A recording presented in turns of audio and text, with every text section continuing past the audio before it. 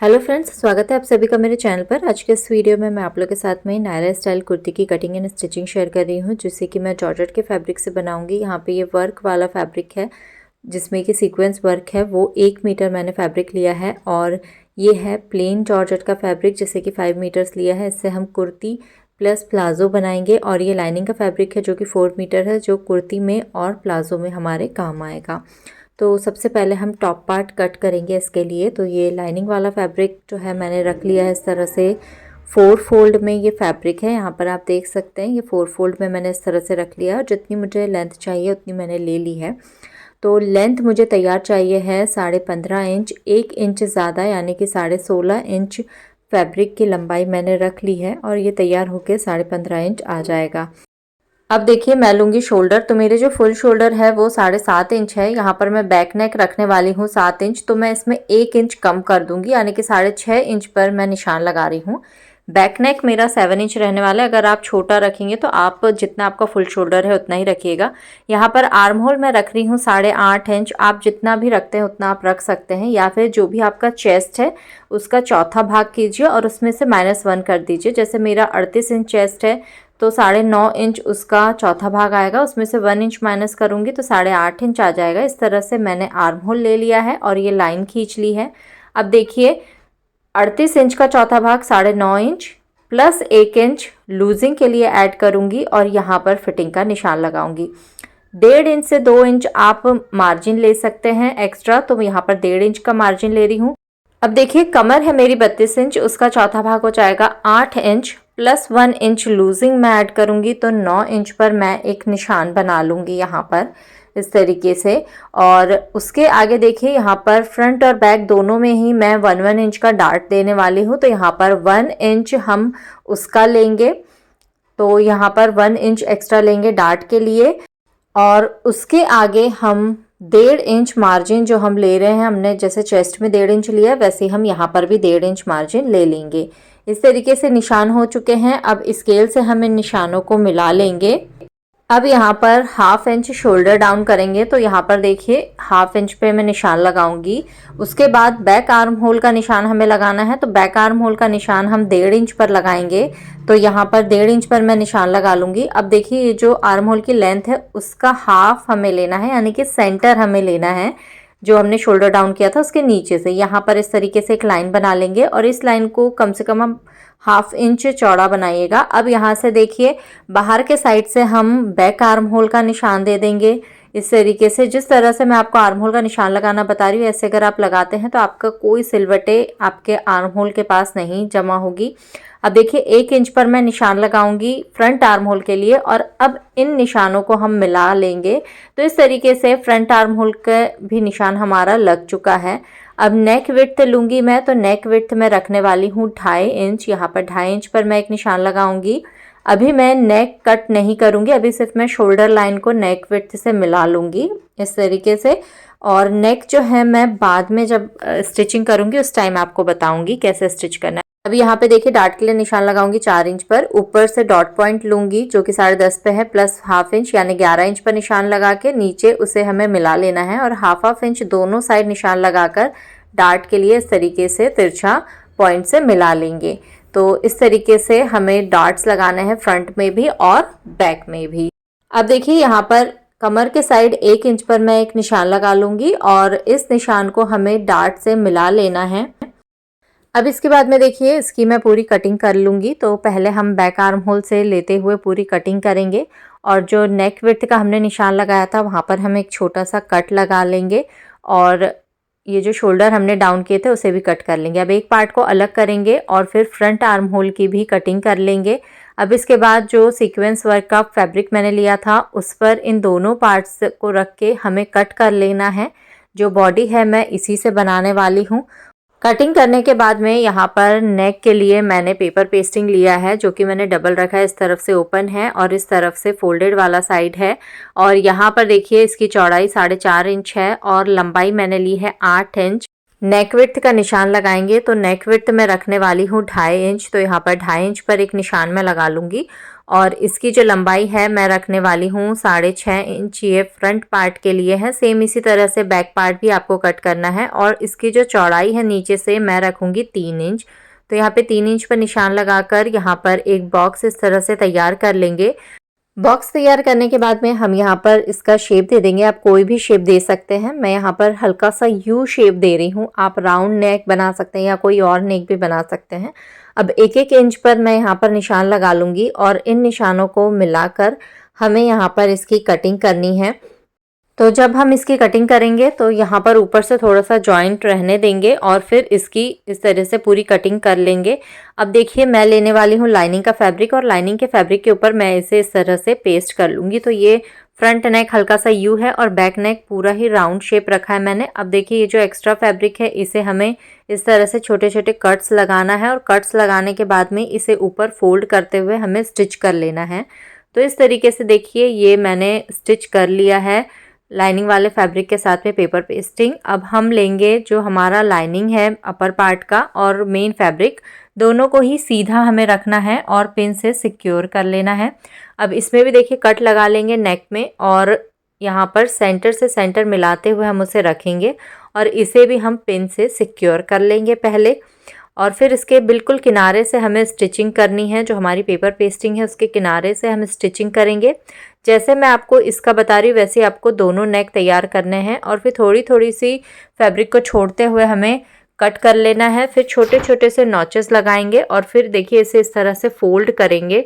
तो ये जो स्टिचिंग के बाद का फैब्रिक है उसे हम इस तरफ रखेंगे जो पट्टी वाला साइड है और इसके ऊपर हम एक प्रेस स्टिच कर लेंगे और इसके बाद में इसे पूरा पीछे हम फोल्ड कर लेंगे। आप चाहे इसके ऊपर टॉप स्टिच कर लीजिए। जैसे बैक पार्ट पे तो मैं टॉप स्टिच करूँगी, फ्रंट पार्ट में मैं लेस लगाने वाली हूँ। तो दूसरे पार्ट को भी इसी तरह से देखिए कंप्लीट कर लेना है। दोनों पार्ट्स जो है मेरे तैयार हो चुके हैं। अब जो फ्रंट पार्ट है उसमें मैं ये लेस लगाने वाली हूँ। तो यहाँ पे मैं इस लेस को इसमें स्टिच कर लूँगी। आप चाहे तो ऐसे भी रहने दे सकते हैं। और इसके बाद में देखिए हम जो शोल्डर है वो अटैच करेंगे। तो अगर आपने टॉप स्टिच कर ली होगी तो आप ये टॉप स्टिच को निकाल लीजिएगा। और ये बैक पार्ट है, बैक पार्ट की जो पट्टी है नेक की उसे हम देखिए इस तरह से खोल कर रख लेंगे पहले और फिर हम लेंगे फ्रंट पार्ट और फ्रंट पार्ट को हम इसके ऊपर इस तरह से शोल्डर मिलाते हुए रखेंगे। इसकी पट्टी को हमें बंद ही रहने देना है। अब देखिए यहाँ से हम इसे पूरा स्टिच कर लेंगे इस तरीके से। ये पूरा देखिए मैंने स्टिच कर लिया है। अब जो नेक की जो पट्टी थी उसे मैं इसके ऊपर इस तरह से पलट के रखूँगी और फिर स्टिच करूँगी। स्टिच करने के बाद में हम इसे पलट लेंगे और पलटने के बाद आप देख सकते हैं इसकी फिनिशिंग बहुत अच्छी आई है। और इसके बाद में हम क्या करेंगे, यहाँ पर इसके ऊपर अब टॉप स्टिच कर लेंगे दोनों ही पार्ट्स के ऊपर और पीछे से इस तरह से फोल्ड करके तुरपाई कर लेंगे। देखिए यहाँ पर हमें तुरपाई करनी है और इस तरीके से हमारे शोल्डर जो है जॉइन हो चुके हैं। अब देखिए लाइनिंग वाले फैब्रिक और मेन फैब्रिक को स्टिच कर लेंगे सभी साइड से और एक्स्ट्रा फैब्रिक को कट कर लेंगे। उसके बाद डार्ट के जो हमने निशान लगाए थे उसके ऊपर स्टिच कर लेंगे। तो इस तरीके से ये अपर पार्ट हमारा तैयार है। तो यहाँ पर देखिए मैंने अब प्लेन फैब्रिक में से 2 फैब्रिक कट कर लिए हैं। इस तरह से 2 पार्ट्स में कट कर लिया है उसे। इसकी जो चौड़ाई है वो है 45 इंच। तो चौड़ाई हमें पूरी ही चाहिए है। जो लेंथ है वो आपकी टोटल जितनी आपको कुर्ती की लंबाई रखनी है उसमें से अपर पार्ट को हम माइनस करेंगे। तो 15.5 इंच मैंने माइनस कर लिया है। तो मेरा 30 इंच आया है, उसमें 3 इंच मैंने प्लस करके लिया है यानी कि 33 इंच लिया है। जितनी भी आपकी लंबाई है उसमें से अपर पार्ट को माइनस करके नीचे वाला पार्ट आपका आ जाएगा और उसमें आप प्लस 3 इंच करेंगे क्योंकि नीचे से फोल्ड करने के लिए और ऊपर से स्टिच करने के लिए हमें फैब्रिक लगेगा। अब देखिए एक पार्ट मैंने इसमें से ले लिया है और 1.5 इंच पर मैंने यहाँ पर निशान लगा लिया है। अब यहाँ पर हमें इस तरह से प्लेट्स बनानी है। तो अगर आपके पास फैब्रिक जैसे चौड़ाई में ज़्यादा है तो आप थोड़ी बड़ी प्लेट्स बनाइएगा। मैं यहाँ पे सिर्फ आपको बना के बता रही हूँ। ये नायरा स्टाइल कुर्ती है तो यहाँ पर इस तरह से आपको प्लेट्स डालनी होगी। अब देखिए इस कुर्ती में मैंने लाइनिंग भी यूज़ की है। तो लाइनिंग का ये फैब्रिक मैंने 4 फोल्ड में रख लिया है। इसकी लंबाई जितनी भी आपके नीचे वाले पार्ट की लंबाई आएगी उससे 2 से 3 इंच आपको कम लेना है। तो यहाँ पर मैंने इसकी लंबाई पूरी ले ली है 31 इंच नीचे से, क्योंकि मैं थोड़ा फोल्ड करूँगी तो 30 इंच हो जाएगा। अब हमें कमर का निशान लगाना है। तो कमर है 32 इंच, उसका चौथा भाग 8 इंच +1 करके हम 9 इंच पर निशान लगाएंगे और 1.5 इंच का हम मार्जिन लेंगे यहाँ पर। और नीचे से देखिए ऊपर जितना भी आ रहा है आपका 9 इंच प्लस 1.5 इंच होता है 10.5 इंच, तो इसमें +1 आप कर लीजिएगा। तो नीचे यहाँ पर 11.5 इंच पर मैं निशान लगा लूँगी और दोनों निशानों को हम क्या करेंगे, इस तरह से फिर तिरछा मिला लेंगे। यहाँ से लेकर यहाँ तक हमें मिला लेना है।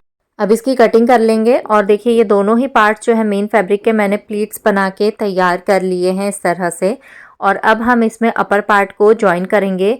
तो यहाँ पर भी 1.5 इंच का निशान हम लगा लेंगे पहले और फिर इन दोनों को ही देखिए इस तरीके से हमें जोड़कर पूरा स्टिच कर लेना है।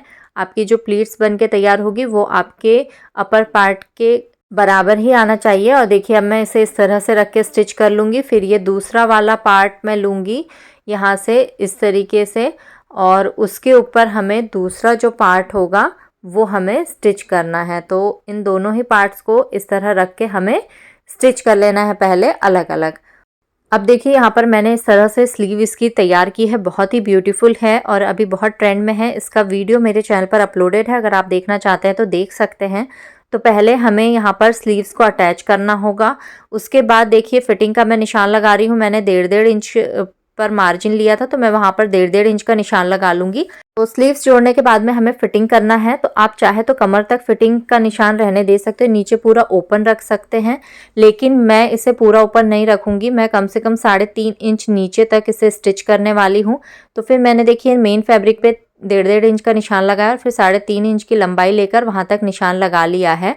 तो स्लीव ज्वाइन करने के बाद फिटिंग लगाने के बाद हम देखिए यहाँ पर लाइनिंग वाला जो फैब्रिक है उसे भी अटैच करेंगे। तो मैं इसे पूरी जो कमर है उसमें नहीं अटैच करूँगी, जो मेरा फिटिंग वाला निशान है वहाँ से मैं इसे अटैच करने वाली हूँ। तो फिटिंग वाले निशान के वहाँ पर मैं इसे रखूँगी और वहाँ तक इसे रखने के बाद हमें स्टिच करना है। बीच में देखिए थोड़ा सा एक्स्ट्रा फैब्रिक होगा तो यहाँ पर मैं इसकी प्लीट्स बनाऊँगी। अब हम ये प्लीट्स क्यों बनाएंगे, इससे जो है आपके कमर पर आपको टाइट नहीं फील होगा, बहुत कंफर्टेबल फील होगा। लाइनिंग के फैब्रिक को अटैच करने से पहले दोनों साइड से और नीचे से हम थोड़ा थोड़ा फोल्ड करके स्टिच करेंगे। तो देखिए मैंने दोनों स्लीव ज्वाइन कर ली है, फिटिंग का निशान लगा लिया है और इस तरीके से मैंने ये जो लाइनिंग है इसे अटैच कर लिया है। इससे आप बहुत कंफर्टेबली वियर कर पाएंगे।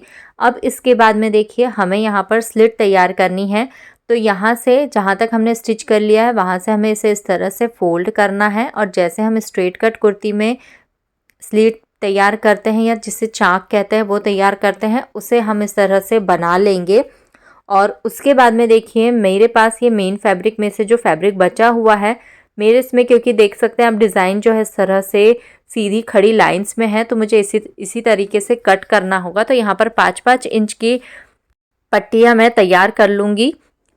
तो यहाँ पर आपके पास जितना भी फैब्रिक बचा उसके अकॉर्डिंग आप वो पट्टियाँ जो है तैयार कर लीजिएगा।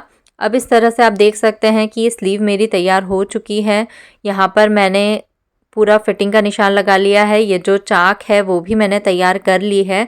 अब जो मेन फैब्रिक है हमारा जिसकी हमने 5-5 इंच की पट्टियाँ कट की थी, अब हम उसे अटैच करेंगे इस कुर्ती के लोअर पार्ट में। तो यहाँ पर देखिए इसे मैं जो नीचे वाला घेर है मेरा वहाँ पर मैं इसे लगाने वाली हूँ।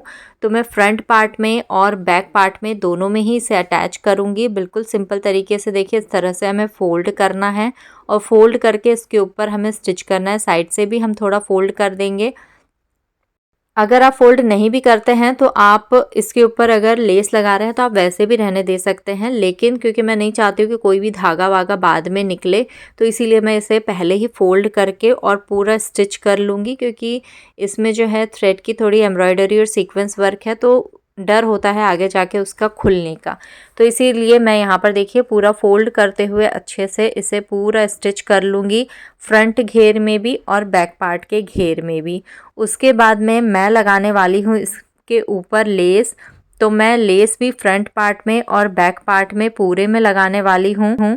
तो आप देख सकते हैं ये घेर में कितना अच्छा लग रहा है लगाने के बाद में। नीचे दोनों ही पार्ट्स में मैंने इसे लगा लिया है। अब हम लगाएंगे लेस। तो लेस लगाने का तरीका भी आप बहुत अच्छे से देखिएगा। एक कॉर्नर से मैंने स्टिच करना स्टार्ट कर दिया है यहाँ पर लेस को। अब ऊपर देखिए जहाँ से आपने स्लिट तैयार की है वहाँ तक अगर आप चाहे तो वहाँ से ही आप इसे टर्न कर सकते हैं, या ऊपर जहाँ पर हमारा चोली वाला पार्ट है वहाँ तक आप इसे लेकर आ सकते हैं। तो मैं यहाँ पर चोली वाले पार्ट तक इसे लेकर के आऊँगी और मैं वहाँ से इसे टर्न करूँगी, क्योंकि वो मुझे ज़्यादा ब्यूटीफुल लगता है देखने में। तो यहाँ पर देखिए इस तरीके से मैं इसे ऊपर तक स्टिच करूँगी और स्टिच करने के बाद में यहाँ से जब आप इसे फोल्ड करेंगे या पलटेंगे, टर्न करेंगे, तो वो आपको बहुत ध्यान से करना है। उसमें फिनिशिंग इस तरीके से देखिए आप इसे फोल्ड कीजिएगा और इस तरह मोड़ के रखने के बाद आप इसे इस तरह से टर्न कीजिएगा।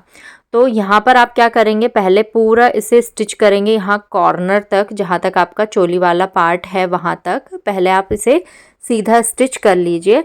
स्टिच करने के बाद में आप इस कुर्ती को ही पूरा फोल्ड कर लीजिएगा, यानी ऊपर साइड कर लीजिएगा और जो निडल है उसे हम नीचे के साइड टर्न कर लेंगे। और अब इसके बाद आप देख सकते हैं ये लेस जो हमें उल्टी है, हम इसे इस तरह से फोल्ड करके सीधा कर लेंगे। तो इस तरीके से ऊपर से आपकी फिनिशिंग बहुत अच्छी आ जाएगी। तो यहाँ पर अब मैं इसे फिर स्टिच करना स्टार्ट करूँगी यहाँ से, और इस तरीके से अगर आप लेस लगाते हैं तो ये देखने में ज़्यादा ब्यूटीफुल लगती है। तो अब मैं इसे देखिए फिर नीचे तक पूरा लेकर के आ जाऊँगी और वहाँ पर भी नीचे जब हम कॉर्नर से टर्न करते हैं वहाँ पर भी आपकी फिनिशिंग बहुत अच्छी आनी चाहिए। तो यहाँ पर देखिए इस तरह से मैं लगा रही हूँ इसे। तो यहाँ पर भी कॉर्नर पे आपको बहुत फिनिशिंग के साथ में स्टिच करना ज़रूरी है, वरना आपकी जो लेस है उसकी फिनिशिंग नहीं आएगी, यानी कुर्ती जो है आपकी उतने अच्छे से फिनिश नहीं हो पाएगी। तो यहाँ पर पहले कॉर्नर पे मैंने थोड़ा उसे इस तरह से आप देख सकते हैं एक के ऊपर एक रख के पहले स्टिच कर लिया है और फिर उसको वहाँ से पूरा कॉर्नर उसका स्टिच करने के बाद में फिर हम वापस यहाँ पर इसे सीधा स्टिच कर लेंगे इस तरह से लेस को घेर के ऊपर। तो यहाँ पर जो लेस है मैंने फ्रंट पार्ट और बैक पार्ट दोनों में ही लगाई है। इससे बहुत ज़्यादा सुंदर लगता है नायरा कट स्टाइल का जो कुर्ती होती है वो। लेस लगाने के बाद में ये कुर्ती पूरी कंप्लीट हो चुकी होगी। लास्ट में मैं इसकी पिक लगा दूंगी कि ये बनने के बाद में कैसी लग रही है। तो आप भी इस कुर्ती को बहुत आसानी से इस तरह से लगा सकते हैं। लाइनिंग किस तरह से अटैच करना है वो भी मैंने आपको बता दिया है। आई होप आपको ये वीडियो पसंद आया होगा। कैसा लगा एक बार कमेंट करके ज़रूर बताइएगा। पसंद आया है तो लाइक ज़रूर कीजिए, और अगर आप मेरे चैनल पर नए हैं और चैनल को अभी तक सब्सक्राइब नहीं किया है तो सब्सक्राइब ज़रूर कीजिएगा। और इसी तरह की वीडियोस देखने के लिए एक बार मेरे चैनल पर भी विजिट ज़रूर करें। और इस कुर्ती में जो स्लीव डिज़ाइन मैंने बताई है आपको, उसका भी फुल कटिंग एंड स्टिचिंग का वीडियो मेरे चैनल पर अवेलेबल है। तो आप देख सकते हैं बनने के बाद ये कितना अच्छा लग रहा है। प्लाजो की कटिंग एंड स्टिचिंग का वीडियो भी मैं बहुत जल्द आप लोगों के साथ में शेयर करूँगी। Thank you for watching.